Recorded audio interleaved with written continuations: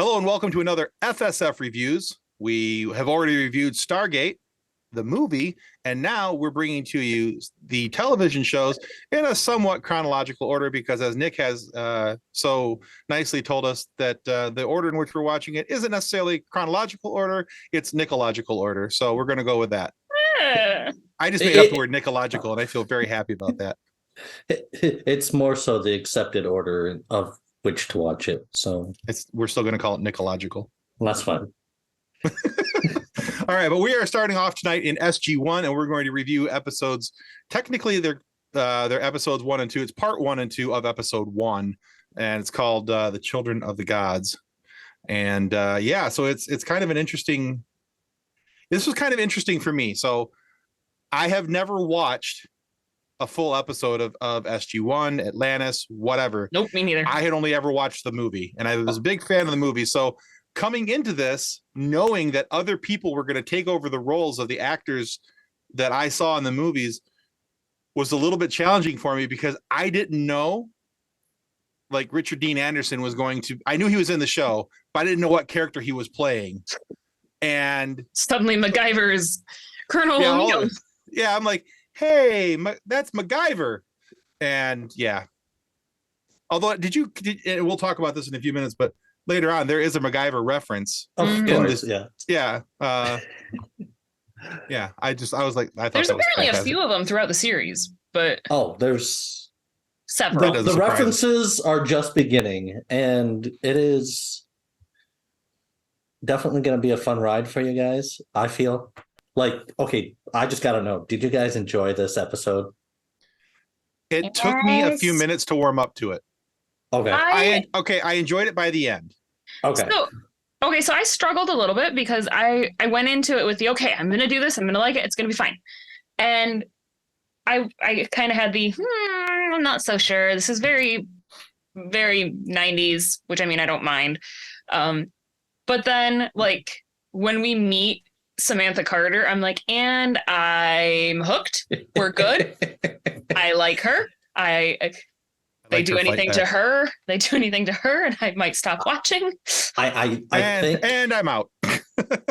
and you got to remember too, this is a new series, so people are still getting comfortable with what's happening. Oh, sure, yeah. Like, we've learned it takes actors a little bit of time to get comfortable in their roles. Sometimes a couple seasons for some characters. And I did struggle with that a little bit with the switch in the actors, specifically from Kurt Russell to MacGyver. Richard, yeah. I struggled with that a little bit with I'm not sure I like him as much. Like, I feel like Kurt Russell did a better job. But then when you re-meet Dr. Jackson, I'm like, never mind, I like you better. Like, I love James Spader, but this is better. Michael Shanks nails it, honestly, I think, as Daniel Jackson. He has I felt like he really watched the movie like a bunch of times to get James Spader's pacing down, how he says words, the inflection, the tone that he puts on things. And although I don't think he's trying to do like a bad impersonation or even a good impersonation, I think he's just trying to hold true to the character. And I personally, I did not realize it was a different person for like the longest time. It was like several years ago when I was like, oh, it's a totally different person. That's a different guy. I mean, I struggled a little bit, specifically, honestly, with O'Neill and then Kowalski a little bit, because I'm like, but it's not French. Kowalski Stewart. Was right. Kowalski, report. Which I mean, boys. At the same time, I'm like, I understand because SG1 started in 97. So, I mean, French Stewart had a really important job at that point, and I understand him not being available for Stargate. Yeah, because he was on Third Rock at that point. Because he was Harry Solomon. Yeah, so he got called by. See, that was the thing, is Kowalski got called by the big giant head. He had a different project. The biggest struggle that I had with this, honestly, was going into it was, like I said, knowing that people were going to be different. Although I actually really liked Michael Shanks' portrayal of Daniel Jackson. I thought that was really good.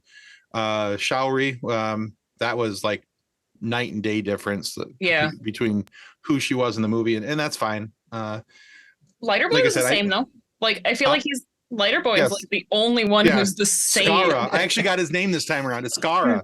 Yeah. And then my biggest challenge was the same one that Kathleen had, was going from Kurt Russell, who I love as an actor, and I like Richard Dean Anderson, don't get me wrong, but and here's the unfortunate side of growing up in the 80s and watching every episode of MacGyver. MacGyver just walked onto my TV screen, and it's hard for me to accept him as something else. And that's not Richard Dean Anderson's fault, not even a little bit, but because in my little 12-year-old brain, that was MacGyver. Right. And so, as a matter of fact, in my notes, I said, we meet O'Neill, aka not Kurt Russell, aka MacGyver, actually Richard Dean Anderson. Right. So I think the one thing that I like about Richard Dean Anderson a little bit more is Kurt Russell just was way too serious. Richard Dean Anderson definitely lightens the mood of the show. Oh, sure. But I think that he's picking up on the version of O'Neill that Kurt Russell was playing at the end of the movie, not the Kurt Russell version of the beginning of the movie. Because at the end of the movie, it's almost like two different characters, because at the end of the movie, he's a little bit more light in the, not that he's forgotten his PTSD or his issues, but he's kind of moved past some of them. And I think that that's where Richard Dean Anderson is picking up. And can we just call him MacGyver from the rest of the time? It's easier for me than Richard Dean Anderson. O'Neill. Or just O'Neill. O'Neill. MacGyver it is. Okay. See, and I did struggle with that too, with the difference in how he's being portrayed. But at the same time, I'm like, okay, well, I mean, this is a different version of the same person. People change.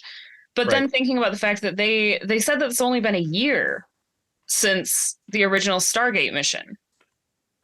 So technically the show is set in 95, 96, even though it came out in 97. Yeah. But wait a minute.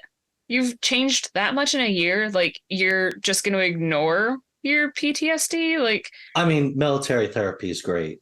No, it's not. Since when? I don't know, but maybe if they keep him. We did when we did first meet him, he was actually engaging in a hobby. Yeah, that's true. He was stargazing on the top of his and roof. So maybe that trip of knowing there's more out there, maybe that calmed him, maybe that relaxed him. Yeah, like he's like there's a lot bigger picture here. Maybe it gave him some way to maybe stargazing became the way that he was able to calm himself and relax himself, and let his anxiety go out. I mean, everybody who has anxiety tries to find something that they can distract themselves with, and I say that because podcasting. And so I don't distract myself. Exactly. Rude. Shiny. Ooh. So yeah, I don't have a giant bag of click clack math rocks to distract myself from my anxiety. What are you talking about? Exactly. Rude. So I thought it was kind of interesting that the way this episode starts out, though, is you got a bunch of people doing the most military thing possible in their downtime, playing poker in front of a great big something that they're not sure what it is. Mm-hmm. I just thought that was kind of funny. I actually loved the reveal that they did with, like, it was the Stargate, but still how they revealed it. Right, with the big tarp kind of moving and fluttering, and then all of a sudden, the snakehead dudes come through. Mm-hmm. Which that's what I called them all throughout my notes, was that they were the snakehead dudes, and they had hand scanners. That's because it's never really explained. I mean, it is explained. It is explained later who they are and why they had the snakeheads. Right. Office, but okay. Yeah, but we don't know that yet for quite a while. We don't because they think it's Ra. They don't think Ra was killed by the blast of the nuclear blast. I love the well, if he can survive a nuclear detonator to the face, it's like He's got a point. Yeah, because they thought it was Ra because the eyes glowed. Right, and I love how just completely naive the U.S. military is in this. Send a bomb. That'll fix it. Right. There's obviously there's only one of these. It was only the Ra. general killed me. Like, I don't care what's going on. We're sending a bomb. And the way they go about it with we only went to one planet, so there must only be one coordinate. It's like, why would you need multiple coordinates if it's a one-way door, guys? Like, right. Why are all these other symbols and all these other things? But no, it's an AB door. That's all it is. I thought it was funny that, O'Neill's like, fine, I'll go through. I'm going to fix this. We're going to find out if anything's safe on the other side. And then they're like, well, we need to send a probe through. And he's like, nope, I have it right here. And he tosses the tissue box through. Mhm. Honestly, that's where I was like, okay, this episode might not be bad. This might not suck. No, Because it I was started came laughing. back with the thank you, please send more. That I'm like, Right. And that kind of made me laugh. Yeah, because in my notes, they said MacGyver's a probe out of a tissue box. And at that same moment, this is where we get to first see former guest, Gary Jones, the Chevron guy from our episode 86, is there calling out the chevrons as they lock into place. So yeah, if you guys are interested, you want to go see an interview on our YouTube channel, you can go watch episode 86 with Gary Jones, the Chevron guy. And I found it interesting because I don't think they had as big of a budget for this show as they did for the movie. Oh, not even close. It's pretty clear. Like the helmets, I was like, ugh. Like You mean the snakehead helmets? Yeah, so they just did this and like this. Yeah, they were pretty rough. But they were like actual mechanical helmets, they were pretty rough practical. Now, the guy from the Baltimore Sun who complained about the movie, he could have easily complained about the helmets in here. And we'll get to that later because I have a whole tidbit about that at the end. But yeah, so and this is where we get to meet Sam Carter. She's the new Stargate expert, or Samantha Carter, Dr. Samantha Carter, played by Amanda Tapping. Captain Dr. Samantha Carter. Well, excuse me, exactly. I thought it was Doctor. Anyway, well, I love her. I loved the initial back and forth between her and O'Neill. I wrote down her quote because holy crap, like the 90s feminism of it was fantastic. With I'm an Air Force officer just like you are, Colonel. And just because my reproductive organs are on the inside instead of the outside doesn't mean I can't handle whatever you can handle. I'm like, oh, that moment. I'm like locked and loaded. I love her. I'm good. And then I do like how he also, he being O'Neill, he was like, oh no, I like women. Don't get me wrong. It's just I don't like scientists. I was so okay. So being that it was the 90s, again, I was expecting something horribly sexist to come out of his mouth as soon as he says, "Don't get me wrong, I like women." I was like, "Oh, here it comes." I was sitting in my chair, kind of doing the, MacGyver's gonna get it. But yeah, that's not what happened. I thought it was kind of cool though. Kowalski and the other guy were smiling kind ways, of boys. Like they were being your typical 90s and like, what? Did you play with G.I. Joe? She was like, no, Major Matt Mason. Right? Astra. And the other guy's like, oh, did you have the one with the jetpack? Yeah, the one guy's trying to knock her, and the other guy's like, oh yeah, that was really cool. I like that toy. By the way, you can buy that toy for $50 on something. eBay. Oh, I'm sure you probably eBay or Amazon, yeah. See, and I like too that the interactions with her and the fact that she is very, very quickly establishing her dominance in the situation and getting their respect, which is hard enough anyway. But like this is like we've talked about, this is 90s. This aired in 1997. So this is like the peak of, I mean, we've got Xena Warrior Princess, we've got Buffy the Vampire Slayer, we've got the Hallowell Sisters. Like this was the peak era of 90s feminism. Oh, and sure, for Captain Dr. Samantha Carter to walk on screen with the Dr. Captain, thank you very much. And Captain Dr. Captain, I don't know. and to me, she did not come off as wasn't pushy, wasn't know-it-all, wasn't here I am, it was just like, hey, you clapped at me, I'm gonna clap back, and I'm gonna make my stand, and that's completely fine. She made her stand. She wasn't rude about it. She was point blank, matter of fact. This is what it is. This is what you're saying about me. This is where you're wrong. It was a perfect point counterpoint, and it wasn't even a point made at her. It was a sexist point made at her. But you know. And I do appreciate how they went about handling that more so, because like nowadays in certain situations we get not that. We get the very like pushy type. Right. But here you have a very smart, educated person who knows what they're doing. They know how to present themselves. They know how to assert themselves. It was just a really good example of proper assertion of who I am, what I am, and this is why you should respect me. And so I thought it was really well done. And I do like too that they're warning her what it feels like to go through the gate. And she's like, "Oh no, I can handle it. I'll be fine." And then she goes through the gate and she's like, "I think I'm going to be sick." It's like, you can still be wrong, honey. It's okay. Like, exactly. So I have to point out though, her reaction to the gate. Sorry, just no, you're fine. Because she and Dr. Jackson did the same thing when they first approached the gate. Whereas the military heads through, and she's just like, and then dissecting what it's doing because she's been studying this for 2 years or 3 years at this point, and like telling him what it is and how impressive it must be to be able to make this stable wormhole, and he's just like, okay, that's also another place where I laughed and I'm like, this is gonna get. That's when I was really like, okay, I'm gonna enjoy this. But up to this point, now I didn't. Okay, so again, in full knowledge here, I didn't know if Daniel Jackson's character was going to continue on into Stargate.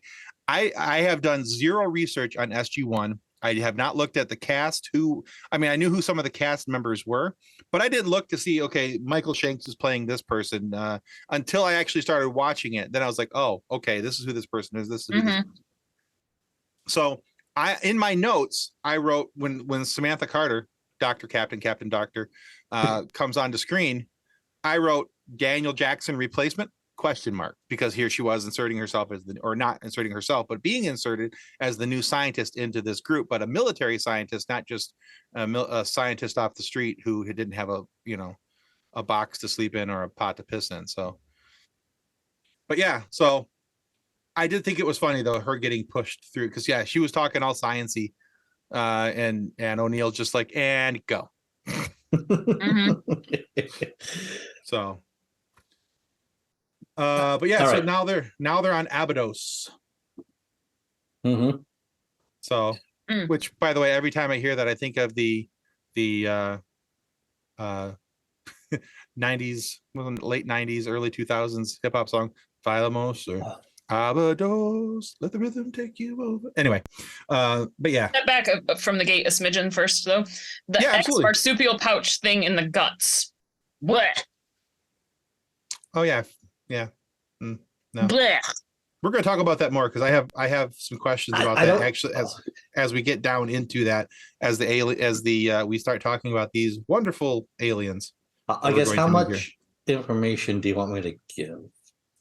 Not too much because I don't want it spoiled later because the episode talks about it a little bit, explains what that pouch is for, what's in the pouch. But let's talk about that when we actually get to that part. But yeah, I was only mentioning it because when they're still on Earth, the ones that they killed, they've talked about the marsupial pouch. Right, the guy laying on the slab. Yeah. Just the fact that he referred to it as a marsupial pouch, I think, was what got me. Was the wolf. Yeah. Marsupials are cool, but humans are not marsupials, and ew. Right. So yeah. So now they're over into the Stargate. They're walking around with Daniel. They meet up with Daniel Jackson. They Showery and Skara and a bunch of people that we've never seen before, but they're part of the crew now. And the fact that they all suddenly speak English. Right. It's easier for the movie if they were taught English in the time frame in which they were gone. And yes, he's been there a year, so I guess they would understand some.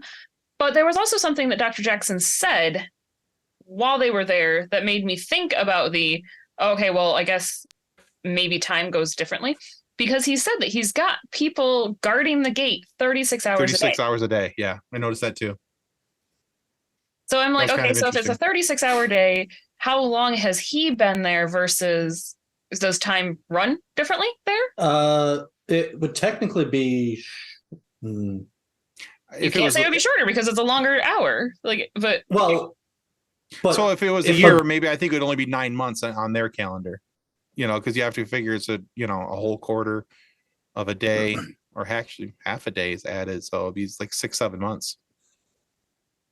But there's a lot more time within that. Right. So if it's like the same time, but different time. See, and this is where it gets weird, because you have the temporal shift, you have the difference in the opposite sides of the galaxy. Like, so if it's a 36-hour day there, what's his new birthday? Right, but then he's talking about he's been there an Earth year, but how long has he been there for Abydos? Like, I don't think it's ever really addressed, other than to say that they have 36-hour days. And I mean, I'm sure that there's somebody out there on the internet who has done the math, but that was like, I'm like, okay, well, that would make sense, I guess, then why they would be able to speak English better, because time is different, and I know that time is wibbly wobbly, and it doesn't really make any sense. Mostly timey-wimey, though. Right? Bingle bangle. I do like that when they come through, they have all the guns pointed at them, and Jackson gets them to lower it and everything. And as they're trying to figure out, they realize that this Stargate actually goes to more than one place. Yes. That's when Carter makes the first MacGyver reference about how she's going to MacGyver something out of this over here. And I was just like, oh, that's fantastic. And the pedestal. Yeah.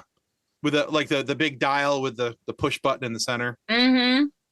Because now that was new, right? Because I don't remember seeing that. No. In the movie. Jackson mentions that he thought about the fact that if the race was intelligent enough to make the Stargate in general, that there had to be more to it. So he had them excavate further into where he and Share first discovered the last in the tunnel area there. Okay, yeah. Yeah.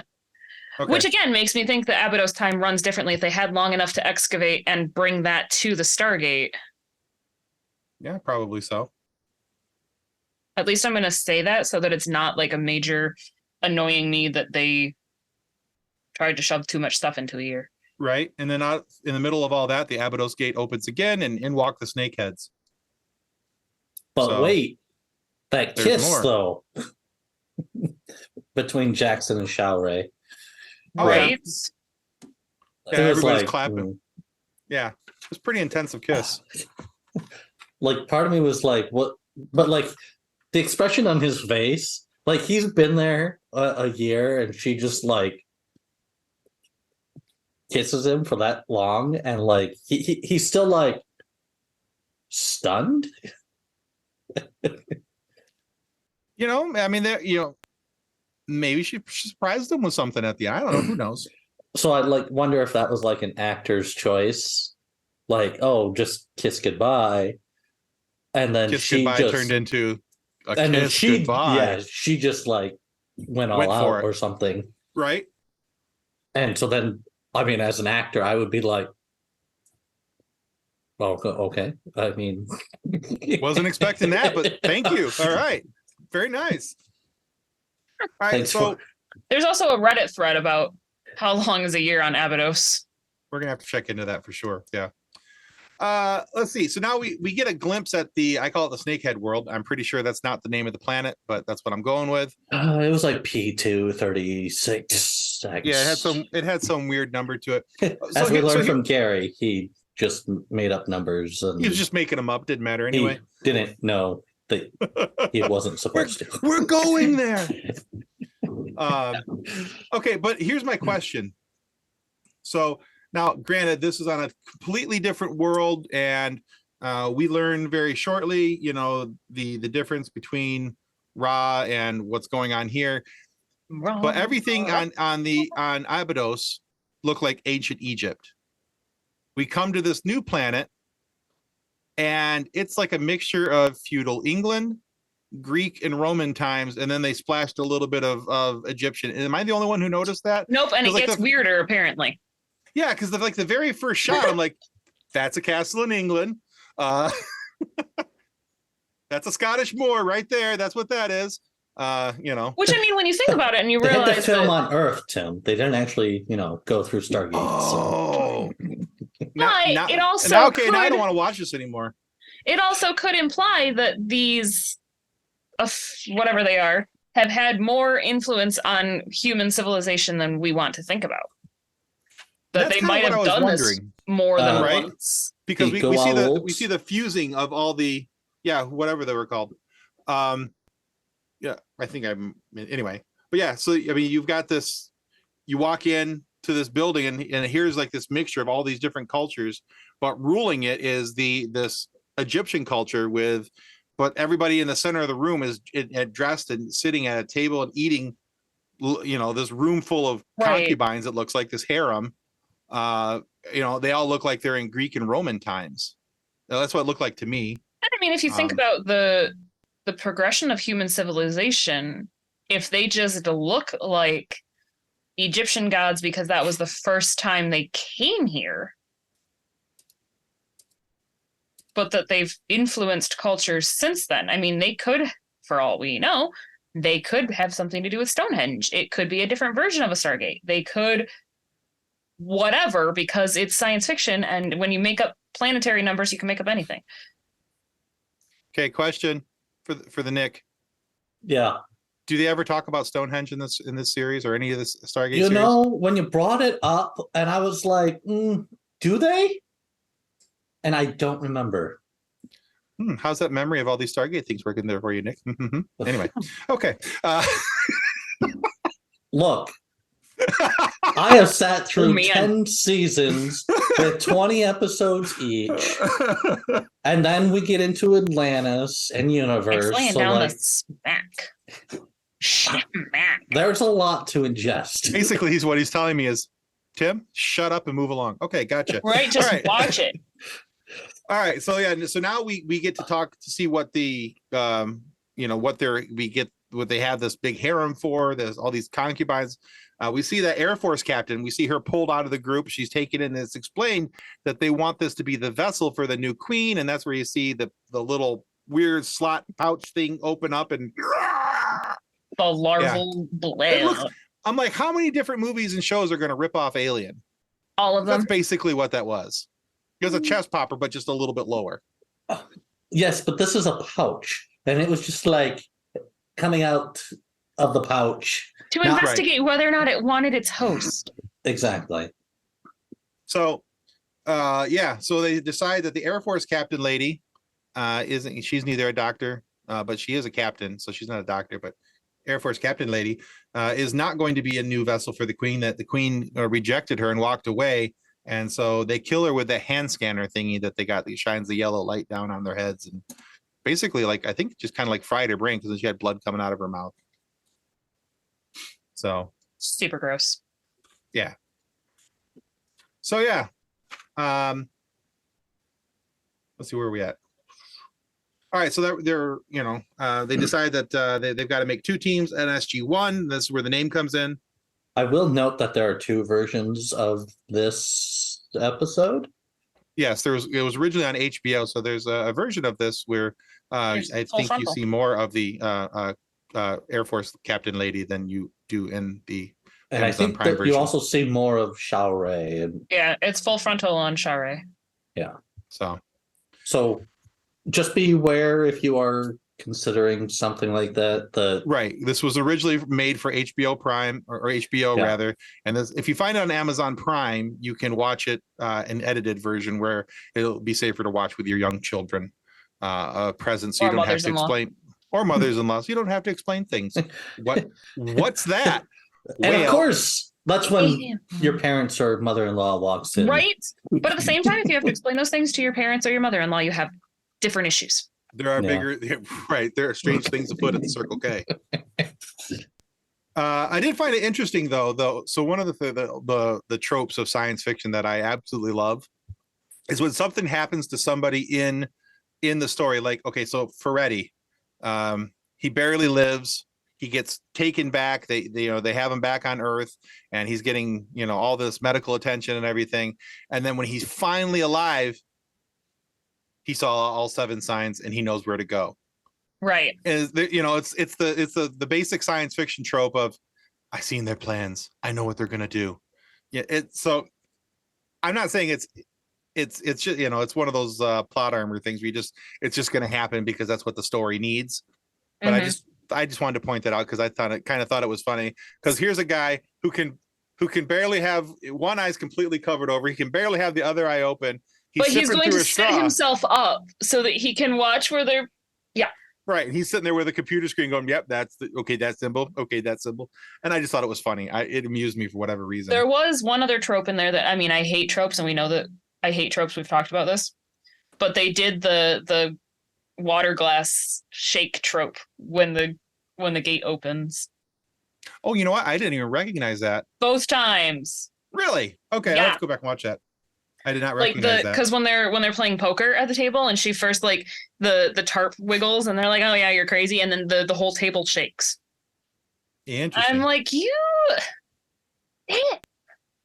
All right, so we have new teams made up. We have SG1, SG2. They both And go Kowalski to this. gets a team. Smile and wave, boys. I'm contractually obligated to say that every time you say Kowalski. You're the one who wrote the contract. Well, this is also true. Kowalski. Smile and wave, boys. Anyway, so and shut up. Smile and wave, boys. God dang it. All right. So anyway, but we see the ship. They have a little cart thing coming through. Did you notice the name on the cart, Kathleen? I did not. Fred. It's called Fred. That's great. The little remote control. It's like a 6-wheel thing that that carries all their supplies. Yeah, a little mechanical. Did that cart go to Kowalski? Smile and wave, boys. Anyway. All right, so they're on this new planet. Sha're is now brought in front of the queen because they're still trying to find the proper vessel for her stomach pouch thingy. But yeah. And she gets the hand scan as well. And then so it breaks away from there. And the next scene, we see Carter, Jackson, and O'Neill walking through the woods, just out in the middle of the open, not even trying to conceal themselves until they notice there's a whole bunch of weird monk looking dudes kind of making their way at them. And then all of a sudden they're like, we should hide in the woods now. And then Jackson's like, no, I'm going to go say hi, which I firmly expected him to die right there, or at least get shot or something bad happen, because I was expecting the staffs that the monks were holding to be kind of like the shooty staffs that the other guys had. Yeah. Yeah. That's what I call them, the shooty staffs. So you're very good at naming things. It's one of my stronger qualities. Let's just run with it. Did Shayna name your kids?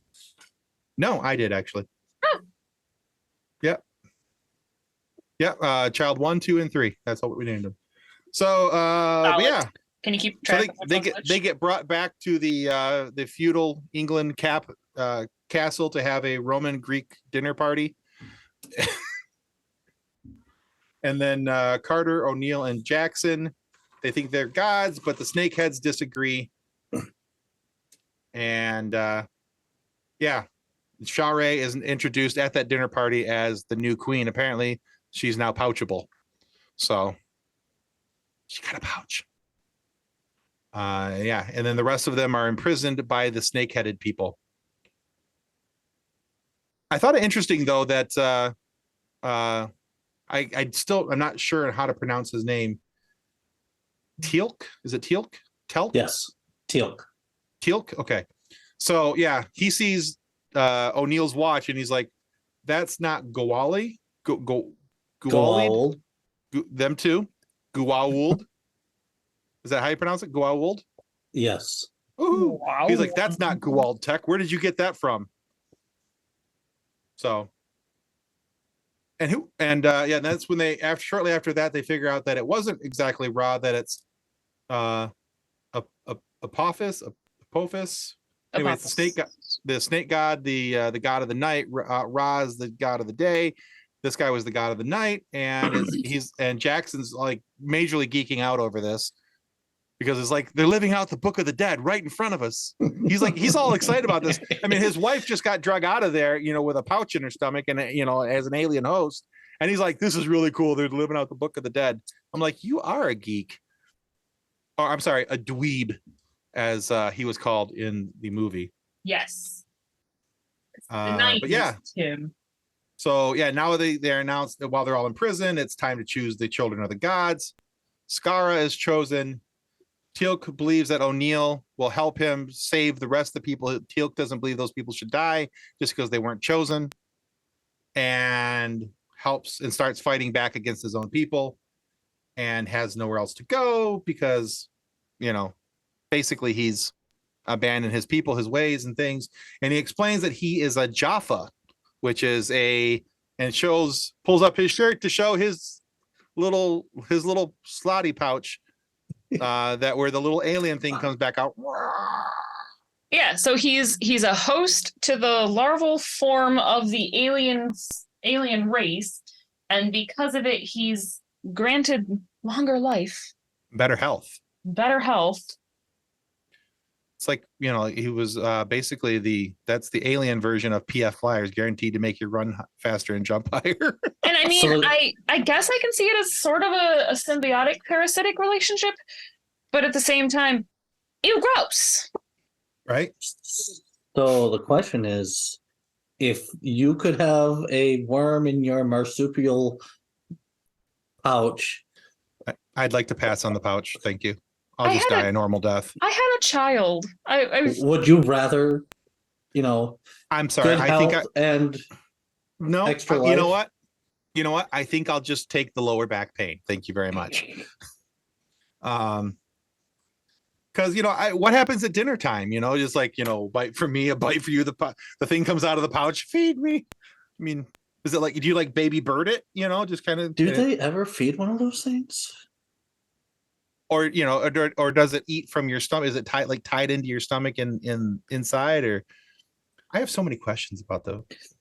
I'm kind of hoping that at some point they do like the baby bird thing where it comes up to the mouth and I'll put it this way: this isn't the last time we see them. I'm sure of that one. All right, so this is where we get to see the ring elevator come back down because we're at the gate ceremony. It's dropping off the king, the queen, the kids that have been chosen, which is, we see Shaori again as the queen. Skara has been chosen as one of the kids. O'Neill sees him, tries to run up to him to save him, but Skara now has one of those cool hand scanner do-jobbies and pushes him back. His eyes glow, the whole deal, the whole 9 yards, and he goes through the gate. And so they dial home, they go home, and so at the end of the episode, we have O'Neill telling Jackson that don't worry, we're going to go searching for her, pouch and all. So I would like it noted, I forgot to mention this earlier, the snake guards are a lot more bulletproof than I noticed that too the first time, because I also thought that the guys shooting them were just stupid because they kept going for the helmet instead of going for the arms. And exactly, they were doing the spray and play. They were just, spray and pray rather. They were just shooting and hoping that something was going to hit. I'm like, were you guys trained by stormtroopers? It was pretty bad shooting. Oh, and the other thing that we need to note, because I believe this affects the very next episode that we'll review, is Kowalski gets one of those larvae things to jump out at him, and it attacks him. So we get to see upcoming. We're going to see what happens to Kowalski. Smile and wave, boys, and what happens there. I do want to note, though. Now I know this was 1997. And I realize and I recognize that they had a much lower budget than the movie to work with on this. Right. Because the TV shows, and especially in the 90s, did not have the budgets or the technology that we do now to have special effects and things done and everything like that. But for as much crap as the movie took for bad special effects, it was nowhere near the level of bad special effects that were on this TV show. Exactly. Now those special effects, they don't make the TV show bad or unwatchable. It's just you have to know it going in that you're not going to get the same level or same quality of special effects as you did from the movie to the TV show. So not only do the actors change, but the quality of what you're watching also changes. It's downgraded a little bit. But at the same time, they still, did a pretty decent job, especially with some explosions. But yeah, I think it was cool that when the gate opened that still looked the same. And I thought it was very important that they kept that, and that it was the same look and feel as what we saw in the movie, with the water going back and the whole 9 yards, and keeping that all together. Because I think if they would have changed that or cheapened that, I think that, even though that seems like such a small part of it, but when they're going through it, and I think we're going to see them go through the gates a lot because of what the TV show is, what I've seen from it so far. About every episode. So right. So therefore it's a pretty important part of the show. Right. So I'm really glad they didn't skimp on that, or that they tried to lessen that down, or, it just seems like such an important piece that they kept that. It is the special effects budget. Exactly. Yeah. If they had a $70 special effects budget, $68.75 was spent on making sure that the water shot backwards out of the Stargate. Does it still shoot backwards? Yeah. Or forward, or whatever. It shoots. Well, I know it goes forward, but I don't think they showed the backside of it as much. I just remember it shooting out. So I called it backwards. So it could be frontwards. So like when they open it, it will originally shoot out forwards. And I think they stopped showing the backside. I mean, they showed the backside in the beginning, but I think it was on the HBO version where they showed the backside and the front side, apparently. How's it going? So we're left with this episode. We have like a little bit of a battle where people are escaping, and Shaurei and Skara leave with Apophis. Right. And we've got the Goa'uld. Was that close? Close. All right. Larvae is now attached itself to Kowalski. Smile and wave, boys. And so that's in the next episode. That's where we're going to pick up episode 2, The Enemy Within. That's going to be the next time we review one of these 3. fine here. Well, technically, according to Amazon Prime, it's episode 2. This was one episode, part 1 and 2. Right. So yeah, according to Amazon Prime, it is episode 2. So we'll go with their numbering system, just for ease of and lack of confusion. So since I think that's where we're all watching it, is on Amazon Prime, I believe. So, all right, I think that's a good review. Any final thoughts? Do we want to give it a rating like we did with the movie? Oh yeah, I probably should. I mean, if we're gonna try to stay consistent. Yeah, why not? My word. 1 to 5. Nick, what do you rate it? So for being the first episode of a series, I'm actually going to put this at like a 4.5. Like it was, like it gave me that sense of I really want to watch the next episode, and like I was like, hey, can we watch a few more episodes at a time? Because I wanted to watch more. All right. I mean, cool. As it was, I watched this episode twice. So. All right, fair enough. Kathleen, what's your rating? Honestly, I'm gonna be a little pickier on it, and I'm only gonna give it a 2.5. Okay.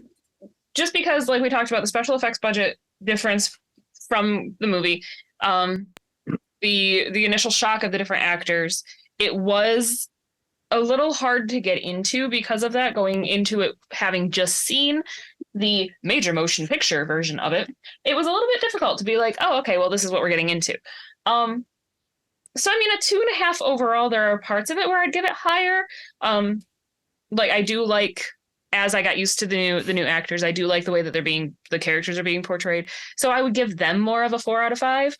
But overall, with the other things and the marsupial pouch, 2.5. What about the writing, though?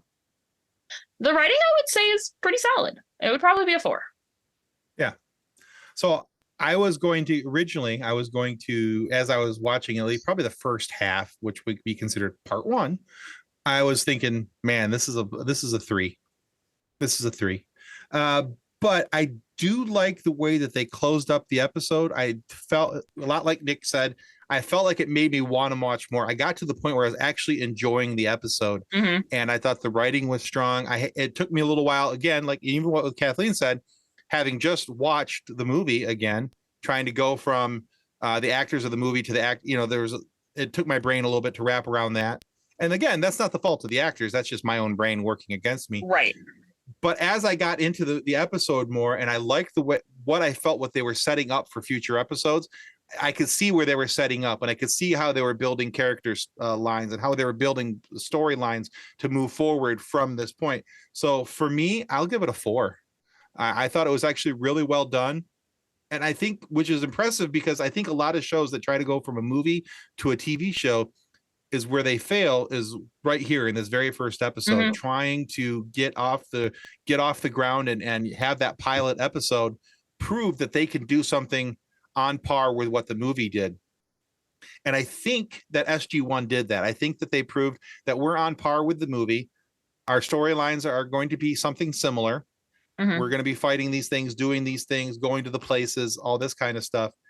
And I like the fact that they were able to introduce new characters like Teal'c, and have him come on, and I think we're going to see him. And because I see him in so much advertisement for other shows, clearly he becomes an important part of the cast, and an important part of the SG1 party. And I did like the fact at the end that not Daniel Jackson, but Colonel O'Neill's like, and by my recommendation, he's not part of SG1. So I thought that was kind of cool. I also got to mention how the one that went into Kowalski didn't go in through his stomach. It went into the back of his neck. Back of his neck. Smile and wave, boys. Anyway, so see, I couldn't tell if it went in through the back of his neck or in his ear at first, and I'm like, oh, not the ear. No. So we've got a 2.5, a 4, and a 4.5, right? I think so. All right. And like I said, I am being quite picky, but I'm also trying to lower my own expectations on some level, I think. All right. So that's going to wrap up episode 1, Children of the Gods, part 1 and 2. So if you guys are enjoying this, make sure that you guys stick around, because you'll be able to watch episode 2 review, The Enemy Within. We'll get on that one shortly. If you like what we're doing here and you think, by golly, by gosh, I'd like to see more of these guys, go over to our YouTube channel, because this is a Patreon exclusive. Go over to our YouTube channel and you can see us every Friday morning with interviews with people in your sci-fi and pop culture worlds. Until then, so long. Goodbye. Goodbye. Ciao. Copyright 2023 FSF PopCast. Reference to any specific product or entity mentioned on this podcast does not constitute an endorsement or recommendation by FSF PopCast. The views expressed by the guests are their own, and their appearance on the program does not imply an endorsement of them or any entity they represent. If you have any questions about this disclaimer, please contact us via email at info@fsfpopcast.com. Original music by Jordan Michaels.